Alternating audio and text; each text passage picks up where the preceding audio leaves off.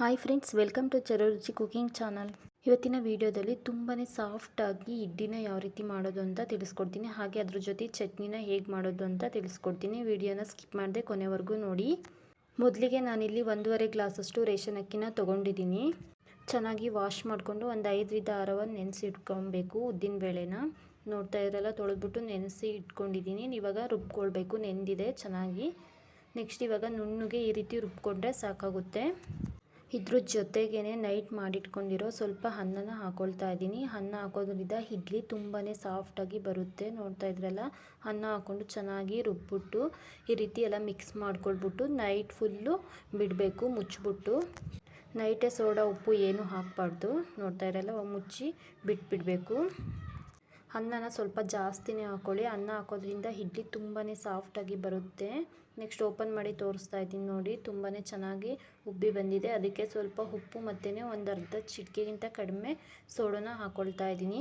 ಸೋಡಾನ ಹಾಕಿಲ್ಲ ಅಂದರೂ ಇಡ್ಲಿ ಸಾಫ್ಟಾಗಿಯೇ ಬರುತ್ತೆ. ನೋಡ್ತಾ ಇದ್ರಲ್ಲ, ಚೆನ್ನಾಗಿ ಒಂದ್ಸಲ ಮಿಕ್ಸ್ ಮಾಡ್ಕೊಳ್ಳಿ. ಒಂದು ಚಿಟಿಕೆಗಿಂತ ಕಡಿಮೆ ಹಾಕ್ಕೊಳ್ತಾ ಇದ್ದೀನಿ ಸೋಡಾನ. ಮಿಕ್ಸ್ ಮಾಡಿಕೊಂಡು ಸೈಡಲ್ಲಿ ಎತ್ತಿಟ್ಕೊಳ್ಳಿ. ಒಂದು ಹಾಫ್ ಆನ್ ಅವರ್ ಆದರೂ ಬಿಡಬೇಕು. ಇಡ್ಲಿಗೆ ನೆಕ್ಸ್ಟು ಚಟ್ನಿ ಮಾಡ್ಕೊಳ್ಳೋಣ ಬನ್ನಿ. ಚಟ್ನಿ ಮಾಡ್ಕೊಳ್ಳೋದಕ್ಕೆ ಒಂದು ಅರ್ಧ ಹಿಡಿ ಆಗೋಷ್ಟು ಶೇಂಗಾ ಬೀಜನ ತೊಗೊಂಡಿದ್ದೀನಿ. ಇದೆಲ್ಲ ಚೆನ್ನಾಗಿ ಹುರ್ಕೊಳ್ಬೇಕು, ಕೆಂಪಗಾಗೋ ಥರ. ಇದೆಲ್ಲ ಸ್ವಲ್ಪ ಫ್ರೈ ಆದಮೇಲೆ ಇದಕ್ಕೆ ನಾನು ಒಣಮೆಣ್ಸಿನ್ಕಾಯಿ ಹಾಕ್ಕೊಂಡು ಚೆನ್ನಾಗಿ ಫ್ರೈ ಮಾಡ್ಕೊಳ್ತಾ ಇದ್ದೀನಿ.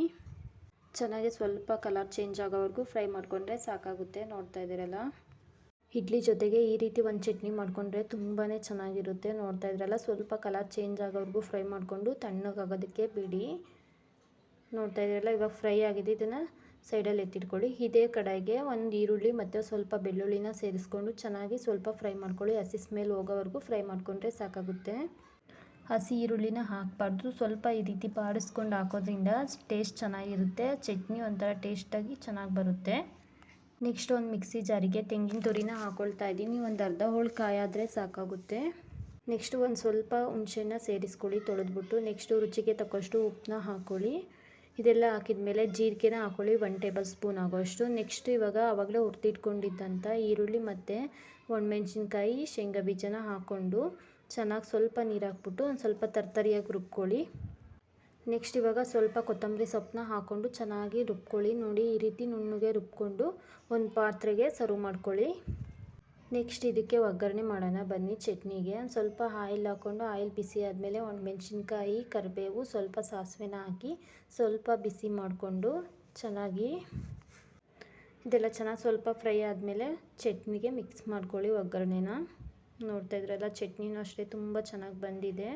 ಒಗ್ಗರಣೆ ಎಲ್ಲ ಫ್ರೈ ಆದಮೇಲೆ ಚಟ್ನಿಗೆ ಮಿಕ್ಸ್ ಮಾಡ್ಕೊಳ್ತಾ ಇದ್ದೀನಿ. ನೋಡಿ, ತುಂಬ ಚೆನ್ನಾಗಿ ಬಂದಿದೆ ಚಟ್ನಿನೂ ಅಷ್ಟೇ. ಇಷ್ಟೇ ಸಿಂಪಲ್ಲು ಚಟ್ನಿ. ಈ ರೀತಿ ಚಟ್ನಿ ಮಾಡಿಕೊಂಡ್ರೆ ತುಂಬಾ ಚೆನ್ನಾಗಿರುತ್ತೆ ಇಡ್ಲಿಗೆ. ನೆಕ್ಸ್ಟ್ ಇವಾಗ ಇಡ್ಲಿ ಮಾಡೋಣ. ಇಡ್ಲಿ ಮಾಡೋದಕ್ಕೆ ಇಡ್ಲಿ ಪಾತ್ರೆ ತೊಗೊಂಡಿದ್ದೀನಿ. ಪ್ಲೇಟಿಗೆಲ್ಲ ಎಣ್ಣೆನ ಸವರ್ಕೊಳ್ಬೇಕು. ಸ್ವಲ್ಪನೇ ಹಾಕ್ಕೊಳ್ಳಿ, ಆಯಿಲ್ ಜಾಸ್ತಿ ಹಾಕಬೇಡಿ. ಆಯಿಲೆಲ್ಲ ಪ್ಲೇಟಿಗೆ ಚೆನ್ನಾಗಿ ಸ್ಪ್ರೆಡ್ ಮಾಡಿಕೊಂಡು ಇವಾಗ ಇಡ್ಲಿ ಪ್ಯಾಟ್ರನ್ನ ಹಾಕ್ಕೊಳ್ಬೇಕು. ಎಲ್ಲ ಪ್ಲೇಟಿಗೂ ಇದೇ ಥರನೇ ಮಾಡಿ. ನೆಕ್ಸ್ಟ್ ಇವಾಗ ಇಡ್ಲಿ ಪ್ಯಾಟ್ರನ್ನ ಹಾಕ್ತಾಯಿದ್ದೀನಿ.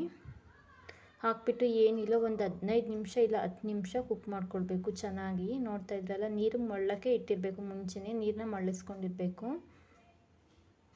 ನೋಡ್ತಾ ಇದ್ದೀರಲ್ಲ, ಇವಾಗೆಲ್ಲ ಹಾಕ್ಕೊಂಡಿದ್ದೀನಿ. ಇವಾಗ ಇಡ್ಲಿ ಪಾತ್ರೆ ಒಳಗಡೆ ಇಟ್ಕೊಳ್ಬೇಕು. ನೀರು ಕಾದಿದೆ. ಚೆನ್ನಾಗಿ ಒಂದು 10ರಿಂದ 15 ನಿಮಿಷ ಕುಕ್ ಮಾಡ್ಕೊಳ್ಳಿ ಕ್ಲೋಸ್ ಮಾಡಿಕೊಂಡು.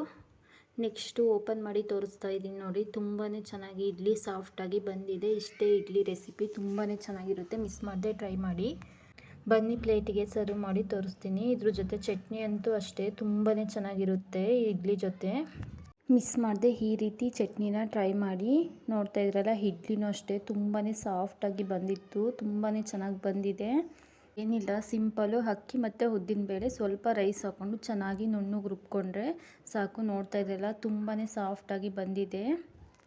ಈ ಇಡ್ಲಿ ಜೊತೆ ಚಟ್ನಿನೂ ಅಷ್ಟೇ ಕಾಂಬಿನೇಷನಾಗಿ ತುಂಬಾ ಚೆನ್ನಾಗಿದೆ. ಹಾಗೆ ನನ್ನ ಚಾನಲ್ ಯಾರೆಲ್ಲ ನೋಡ್ತಾ ಇದ್ದೀರಾ ಪ್ಲೀಸ್ ಸಬ್ಸ್ಕ್ರೈಬ್ ಮಾಡ್ಕೊಳ್ಳಿ. ವಿಡಿಯೋನ ಸ್ಕಿಪ್ ಮಾಡದೆ ಕೊನೆವರೆಗೂ ನೋಡಿ. Thank you for watching. Bye.